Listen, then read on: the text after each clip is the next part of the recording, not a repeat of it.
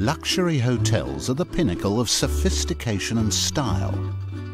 But this is no ordinary hotel. The five-star service attracts another species of exotic guest.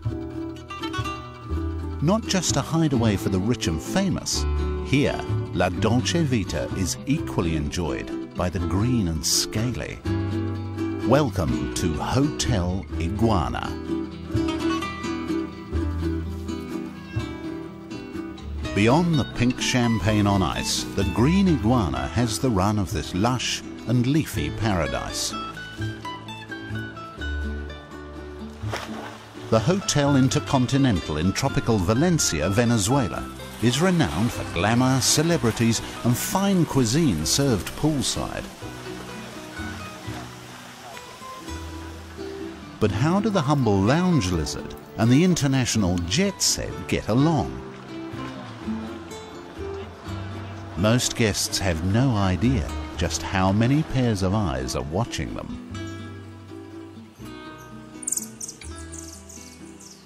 Set in 4 acres of opulent gardens and lawns, the hotel's magnificent trees are the Iguana's penthouse suites. They check in for the comfort and the extensive menu. Something is flowering and fruiting all year round.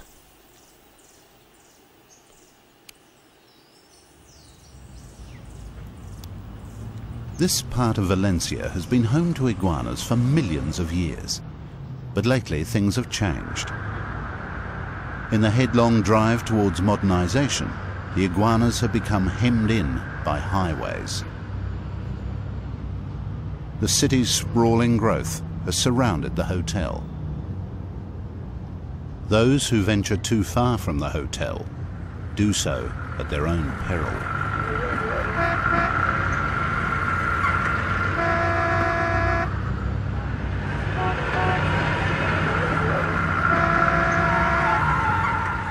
It's hard to avoid the wheels of progress.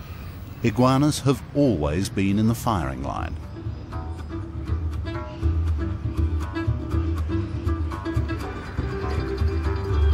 Green iguanas are not a protected species. They get a lot of unwelcome attention.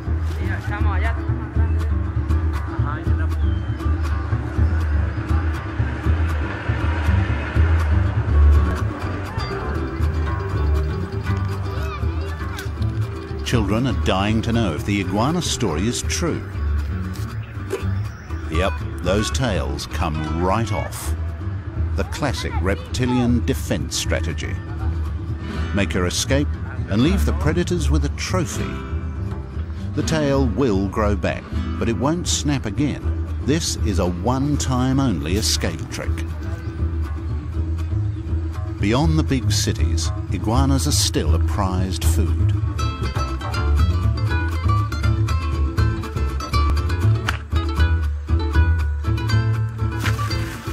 This big male is enough to feed a whole family.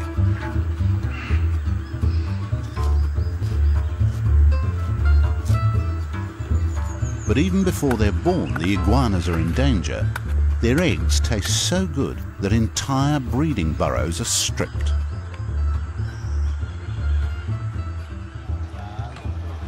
Strange indeed that the one place the iguanas and their eggs are safe should turn out to be an exclusive hotel.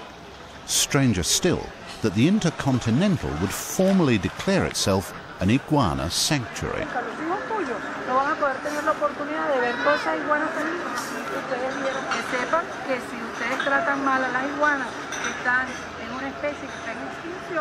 A drinking pool and feeding plate were set up close to their favourite roosting trees.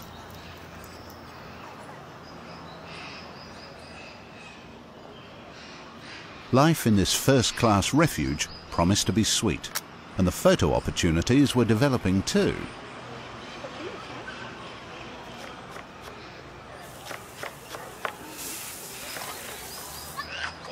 The hustle and bustle of the outdoor restaurant provided many tantalizing treats for a sharp-eyed iguana.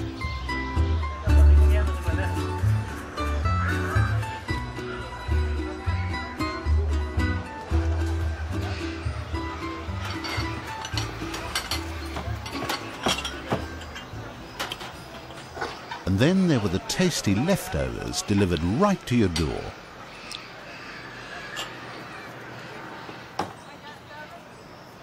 It should have been a dream location, but it wasn't.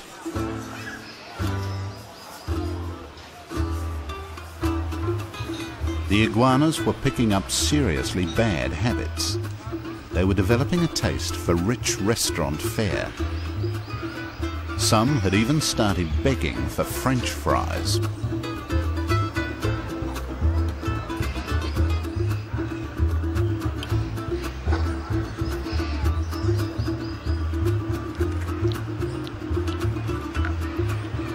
The high life comes at a price. Several iguanas were in bad shape. They had more on their plates than a simple case of indigestion. These sick iguanas needed a health plan, pronto. Adolfo Hauptmann, local reptile enthusiast and patron saint of Valencia's iguanas, was called in. His first priority was to make a head count. It wasn't easy finding the green juveniles that gave the species its name.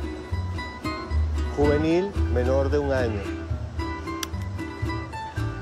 An even bigger job was searching the extensive gardens for the silver grey adults.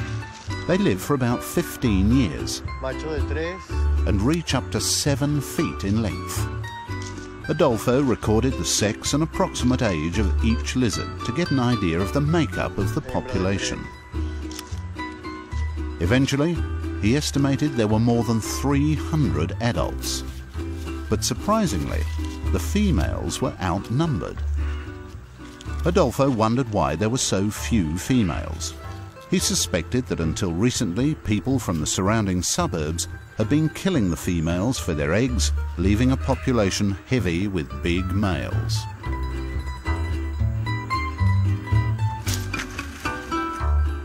And this might also explain why he could find so few young iguanas.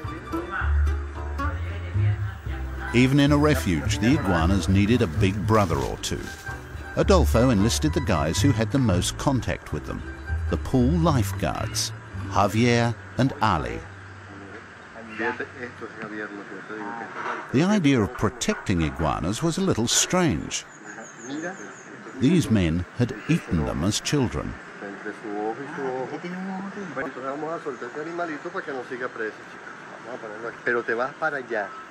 But it didn't take long for them to get on board.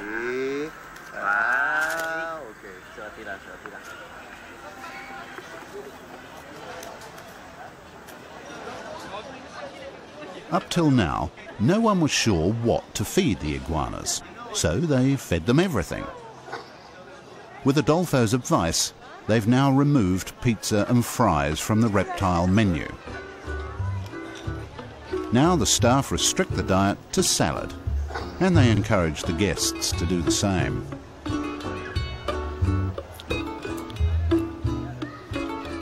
In the wild, iguanas are vegetarians. And that's what they really need, a pure vegetable diet.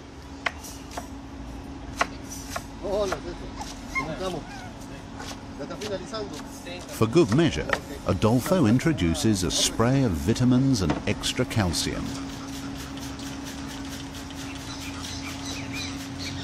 Where else would an iguana get choice greens specially prepared 3 times a week by a first-class chef?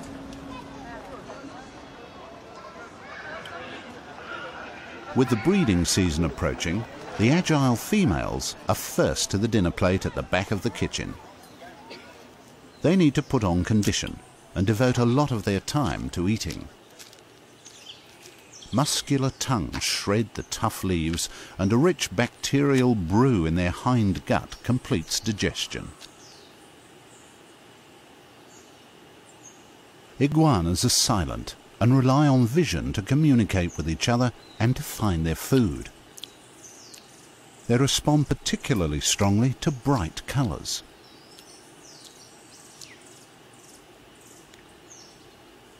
With iguana vision, these reds and yellows appear much more vivid than to a human eye.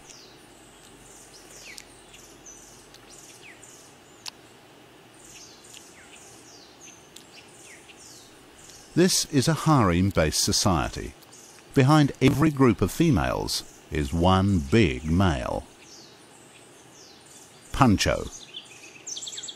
At 18 pounds, he's twice the size of an adult female, and he's the undisputed intercontinental heavyweight champion.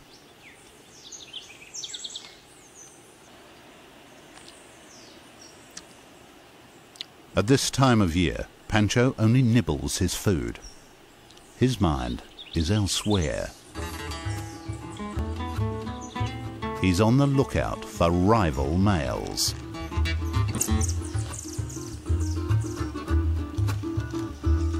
Iguanas have whip-like tails and razor-sharp claws, but they're not offensive weaponry.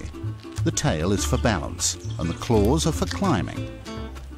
The spines on the back are too soft for protection, but they do make the male look bigger. In iguana body language, contenders challenge by bobbing their heads and puffing up their throat pouches. Pancho is not impressed and heads for a face-off. This time a warning is enough. But with the shortage of females at Hotel Iguana, the competition among the males is sure to heat up.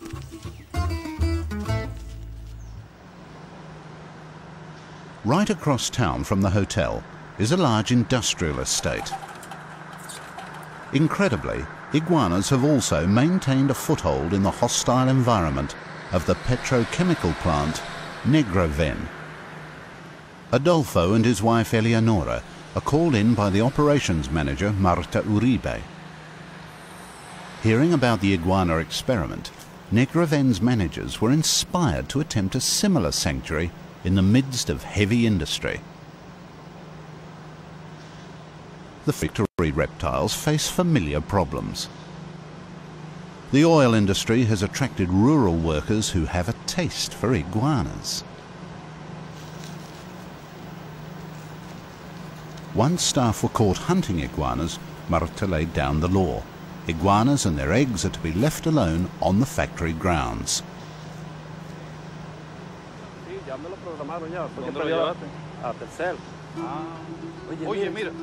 However, not every reptile is welcome at Negroven. The workers know who to call when a rattlesnake needs to be escorted off the premises.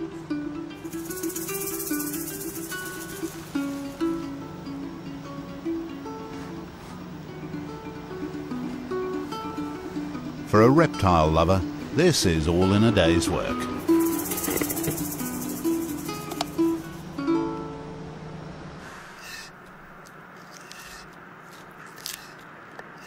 From their experience at the hotel, Eleonora and Adolfo set about improving the diet of the factory iguanas. They know that pumpkin and carrot restore skin colour, and supplements like calcium promote egg development. The iguanas are understandably nervous, so the couple wear yellow jackets, figuring the iguanas with their superior colour vision will recognise them as the good guys.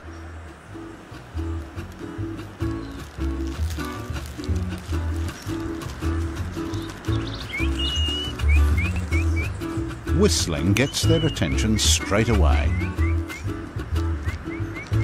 and some are easily won over, while others have longer memories.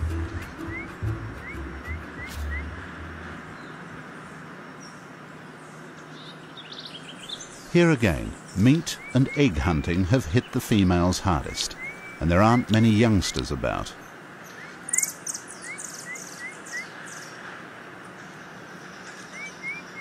The quickest way to an iguana's heart proves to be through its stomach.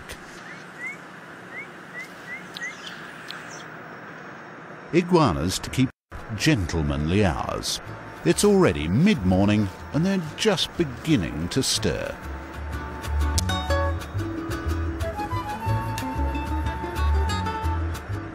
At this time of day, the roost trees are an iguana-only zone.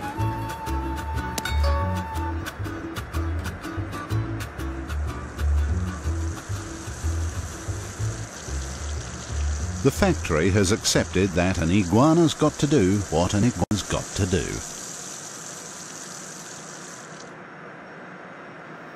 But the line has to be drawn somewhere. The executive parking lot is declared a clean car zone. Mango trees are favourites for eating and roosting. These are out of bounds, and getting to others can be tricky. They have to negotiate the wire fences that crisscross the grounds. No problem for a streamlined model, but if you're a big boy, you might need to take a detour.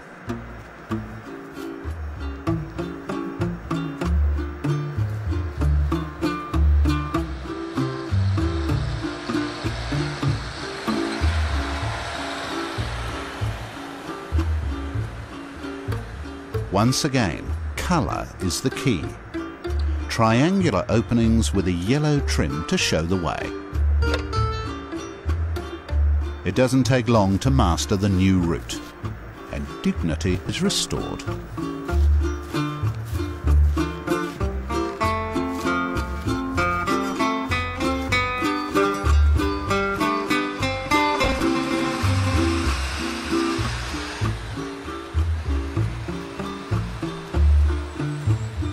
Now they have the run of the place, but sometimes even a streetwise male has to yield to something considerably larger.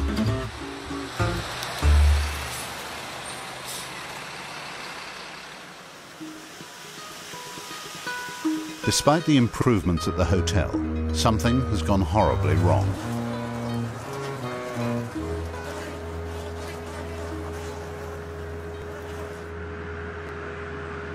Born scavengers, iguanas are always on the lookout for a free meal.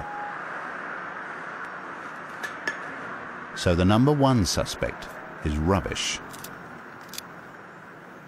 An autopsy is the only way to be certain.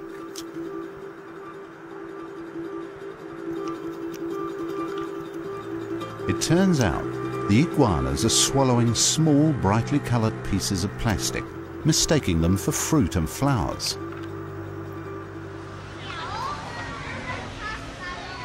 Buenas tardes, jóvenes. ¿Cómo estamos? Mire, quiero conversarles algo. ¿Ustedes se acuerdan de las iguanas que se murieron la otra semana? It's time to get the message out to the ground staff. With the evidence in front of them, they now know what to go looking for. Estas piezas plásticas que corresponden a los envases del agua, de los refrescos. Come December, the weather is heating up. And so is the competition between the males.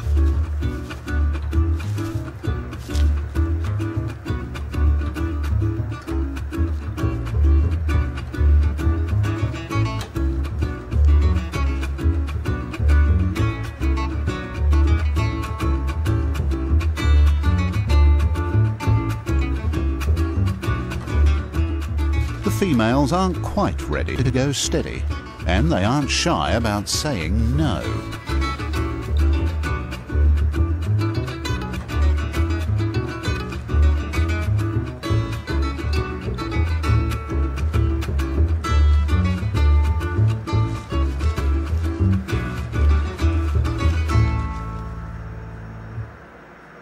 The hottest spot at the factory is this mound of waste carbon.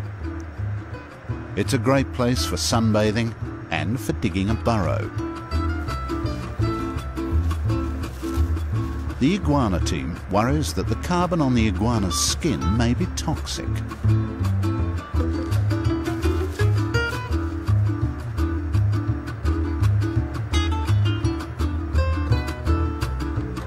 Just in case, they've built artificial burrows in clean sand, the kind of surface the female should prefer. The iguanas look but they're not impressed.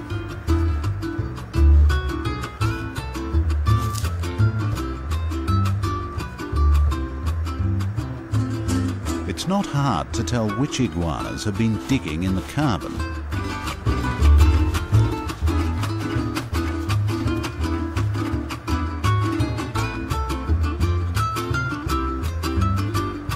Adolfo's not certain that the soot is harmful, but he doesn't want to take any chances.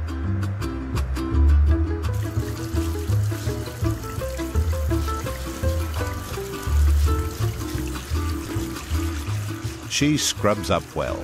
It's time for a hard sell on the new maternity wing.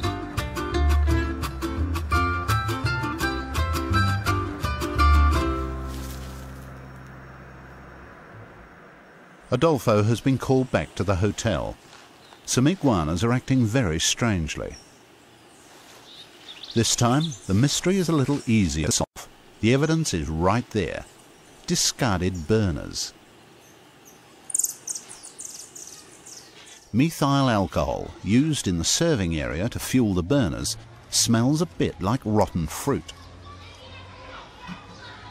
Adolfo suspects that the iguanas lick the residue and end up with alcohol poisoning.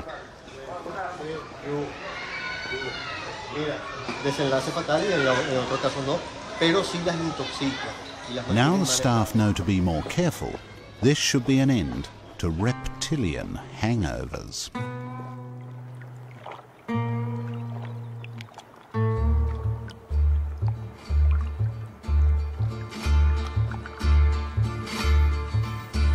At Christmas, it puts on a show.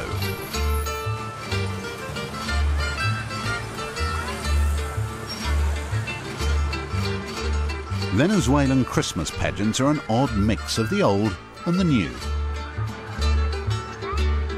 Santa, Mickey Mouse, 3 wise men, and a llama. It's enough to send your average iguana out of his tree.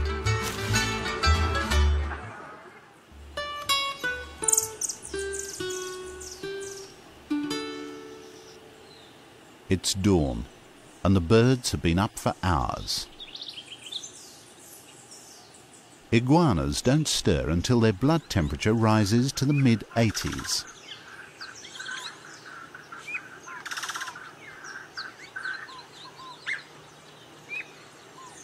Only then will they be ready for some poolside action.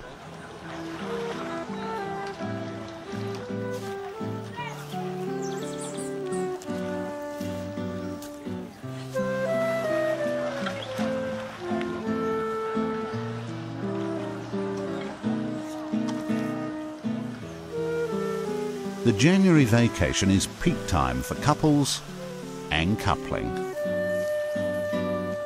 The female iguanas are finally in the mood, but only the top males win the right to mate.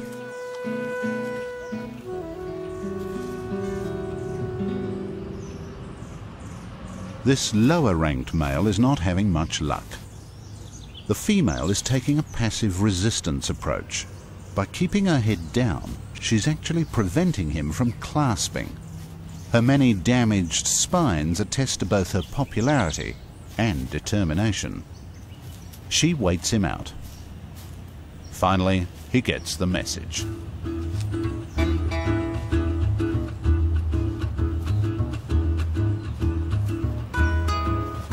Patrolling Lover's Lane, Pancho spots a young buck trying his luck. Normally, the retreat will be enough, but the title holder has caught him red-handed, and the chase is on.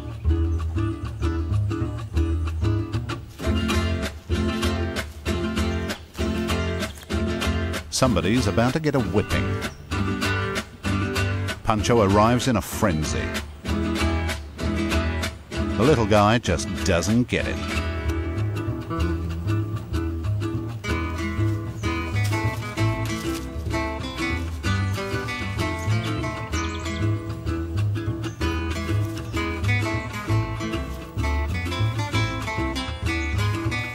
His only means of escape are the fracture plates in the tail.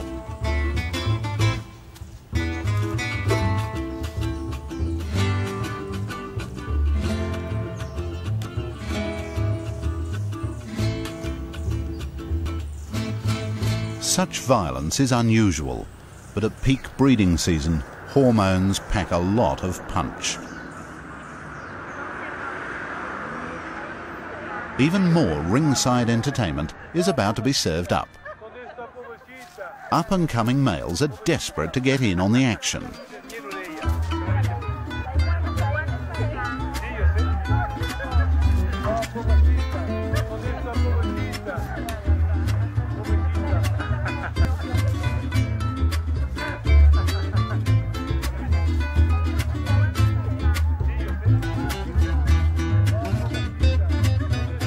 An elderly male tries to stamp his authority.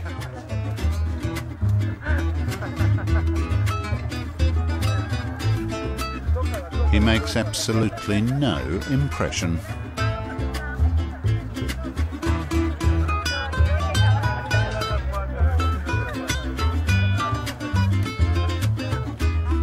There's only one iguana that can sort out this pile-up.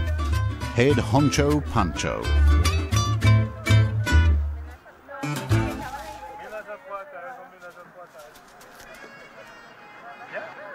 The show's over, and the breeding season is winding down.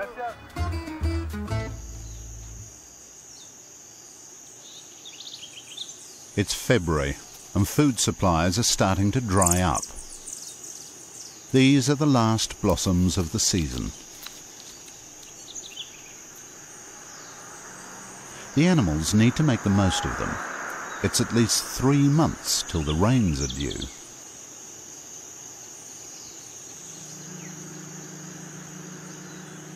The factory females are heavily pregnant.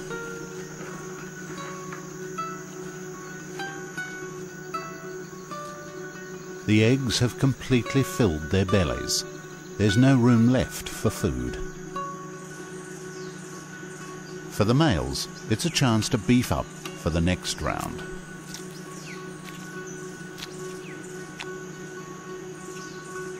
The carbon burrows are still the #1 nesting choice. Unlike birds, iguanas' eggs are soft and leathery.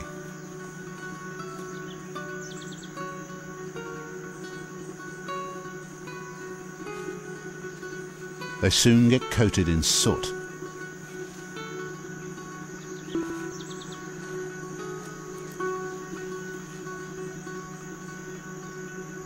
After several hours, she's laid a clutch of 30 eggs, and the mother's job is done.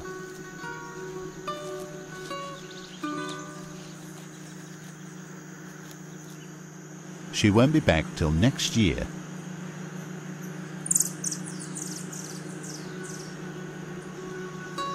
For the next 80 days, they're on their own.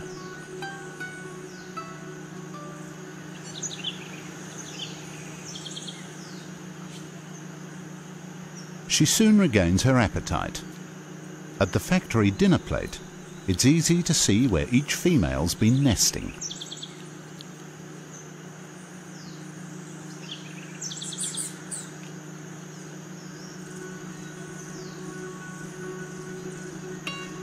Unlike the fussy iguanas, the mata lizard will eat anything.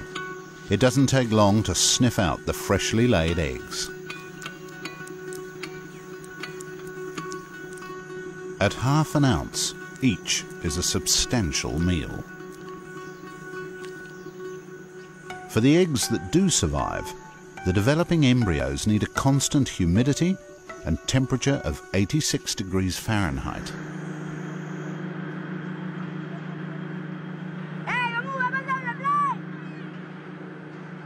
Above ground, nothing escapes the heat and dust. Having little leaguers in the factory grounds makes life pretty challenging for the iguanas. There's time to do some PR work. They want to know which wild creatures eat iguanas. In fact, they want to know everything. If the children learn about iguanas, they're more likely to leave them alone.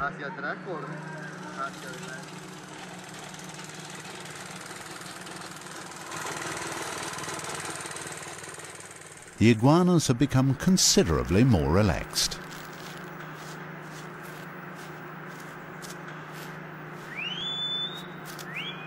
While reptiles are known as cold-blooded, right now their blood is 102 degrees Fahrenheit. That's 3 degrees warmer than ours. With the high temperatures, the iguanas are moving far quicker.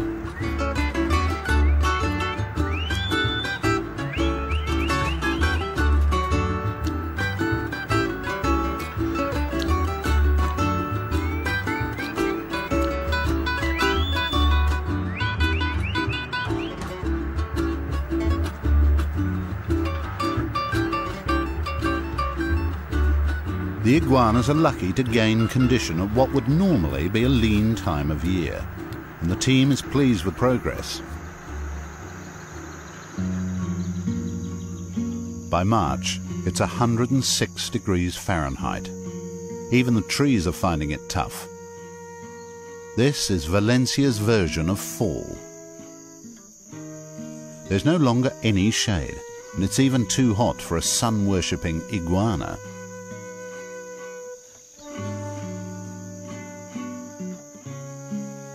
Like dogs, iguanas cannot sweat, so to cool down, they pant.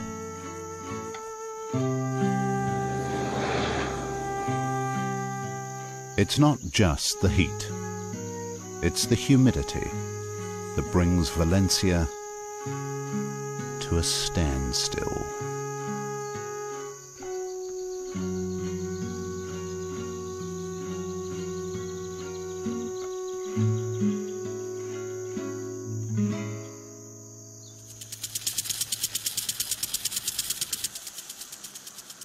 Water is at a premium.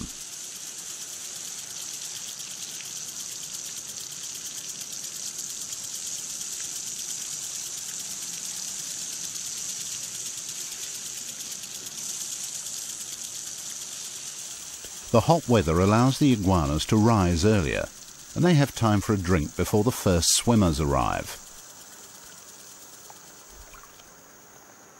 In the wild, iguanas roost close to rivers or ponds. When a threat appears, they often escape by water.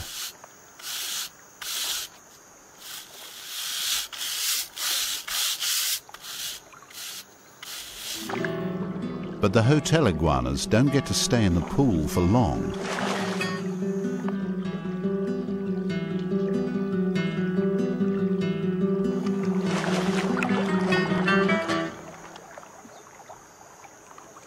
Of course, this isn't the only swimming hole in town.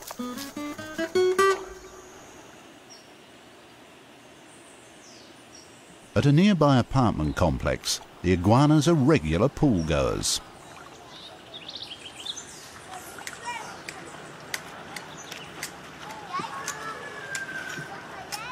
On weekdays, they rule the roost.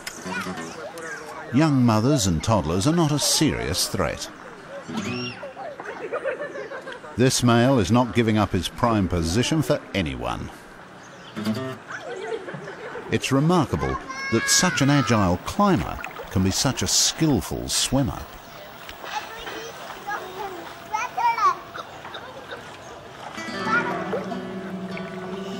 The key is the strong reptilian tail.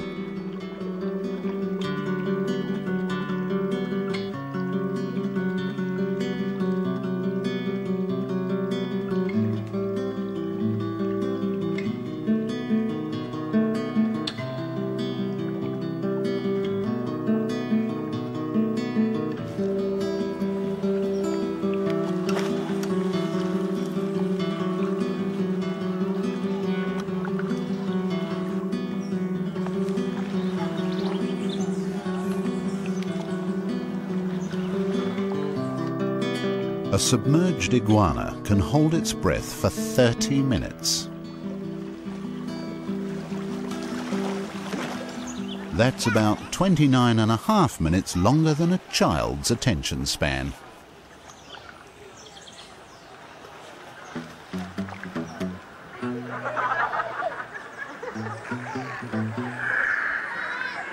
School's out and the reinforcements turn up. A sensible iguana knows when it's time to hit the trail.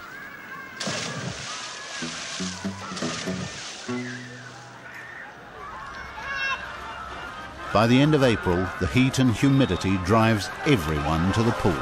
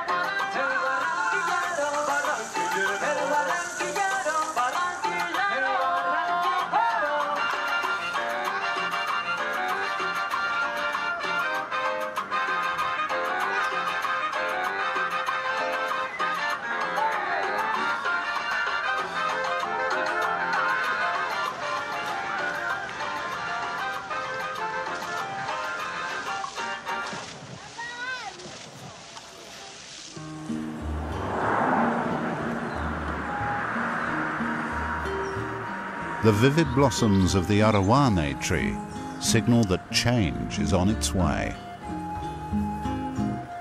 Humidity builds and the first rain clouds gather. Underground, the iguana eggs are showing signs of life. Almost 3 months after laying, the young iguanas are fully developed. Inside their protective egg sacs, they absorb the remaining yolk. They're aching to break out.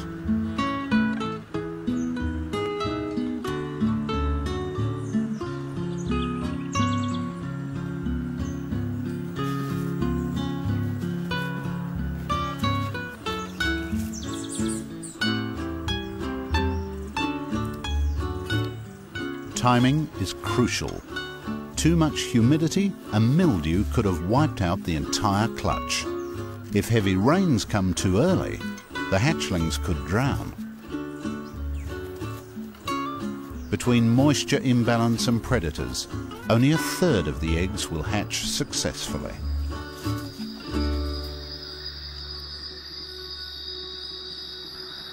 The hatchlings wait until early evening to surface, often digging upwards through the burrow roof.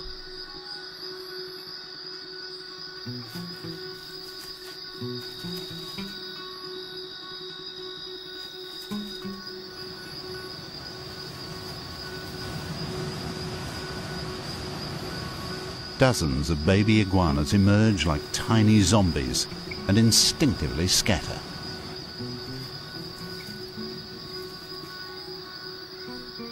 The smell of broken eggs is sure to attract predators.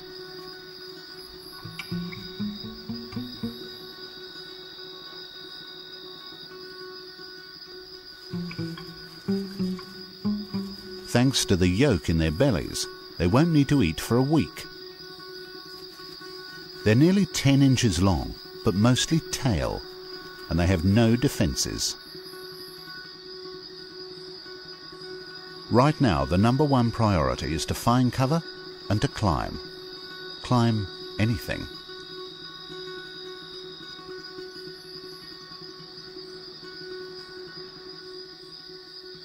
This is its first brush with danger.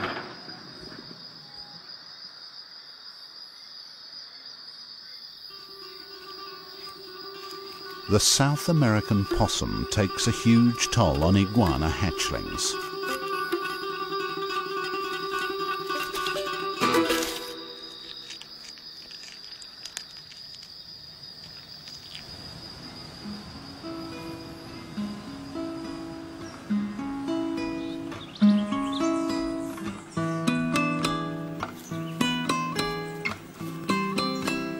The babies lick the ground where their mothers have left droppings.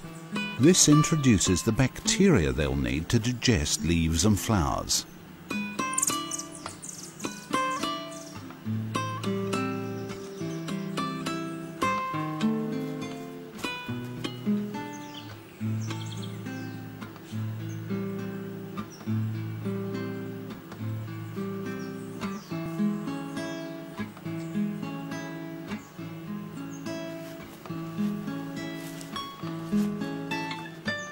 You can choose your friends, but you can't choose your parents or where you're born. Time for a visit to the laundry.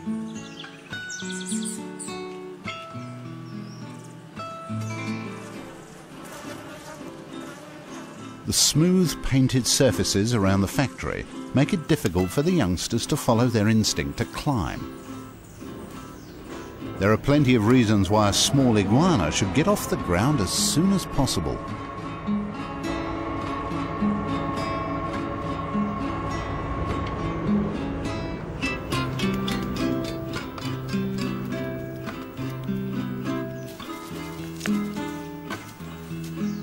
The thorny habillo tree is a safe option. The spines ward off many predators.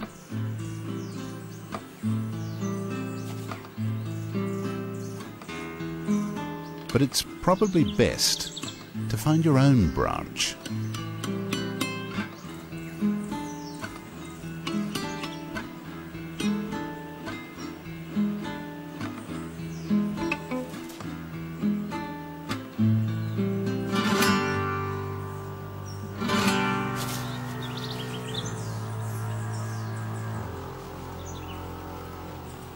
Getting off the brown palm trunk and into the camouflaging fronds gives this little iguana the greatest chance of survival. Only 1 in 40 will make it to adulthood. Up here, there's only one more thing to worry about.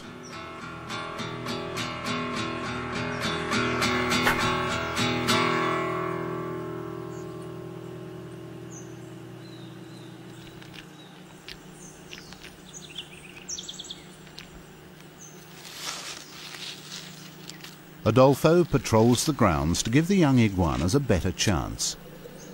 During the first week, they're most vulnerable.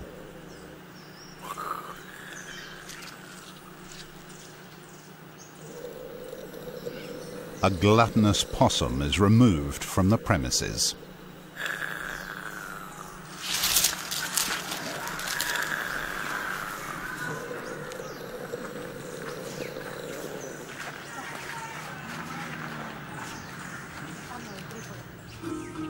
Not so easily controlled are cats that slip in from neighbouring streets.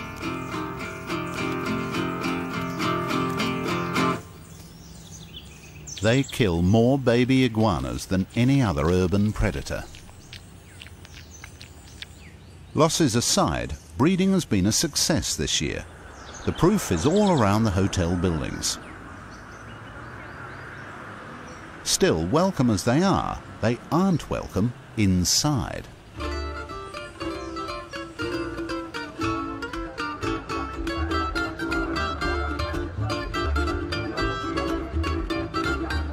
A political press conference is enough to make a young iguana turn tail and run. But which way to the trees?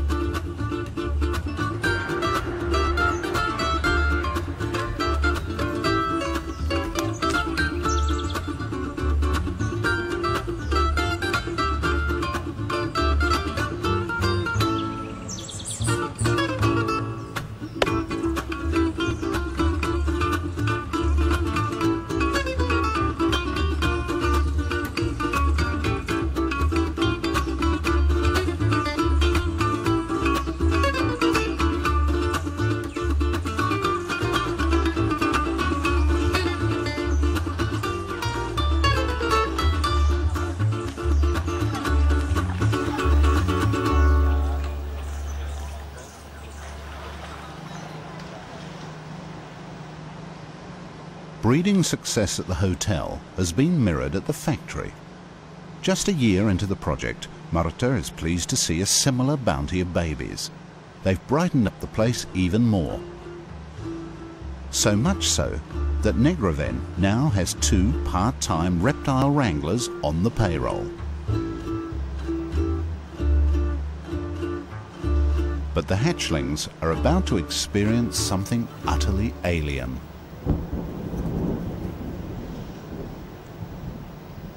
A week out of the shell, several adventures under the belt, and just in time too.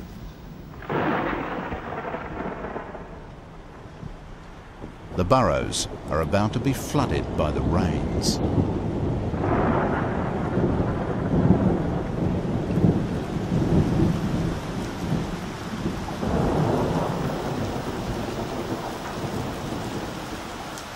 A downpour means a sudden drop in temperature, and for iguanas, a drop in temperature means a drop in energy, whereas people shift into top gear.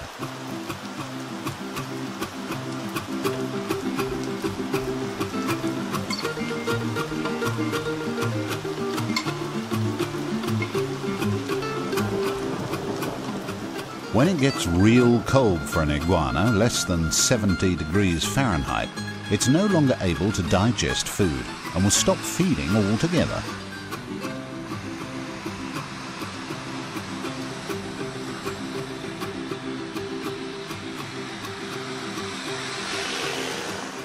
The first storms are over and the hatchlings are hungry. Their timing is perfect. Budding leaves will provide food and hiding places. Even the suspicious old iguanas are more confident with people, at least the ones in yellow jackets.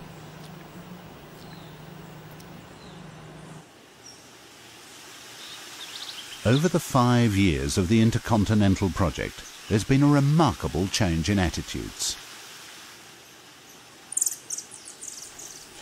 Getting this close to an iguana has become a source of pride.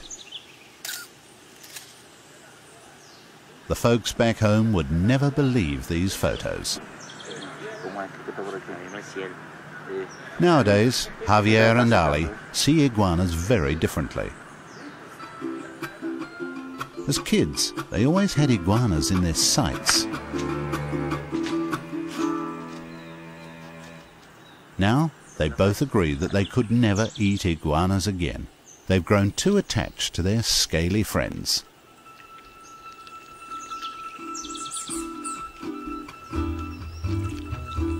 Relaxed and rejuvenated, the reptiles have become a 5-star attraction in their own right.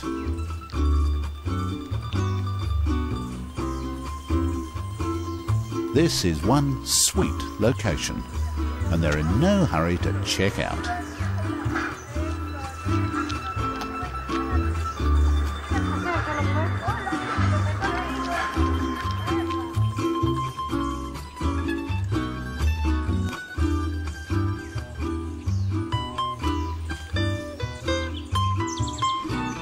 The hotel and factory projects have proven that with the right attitude and a little know-how, almost any place could be a wildlife sanctuary, if you know where to look.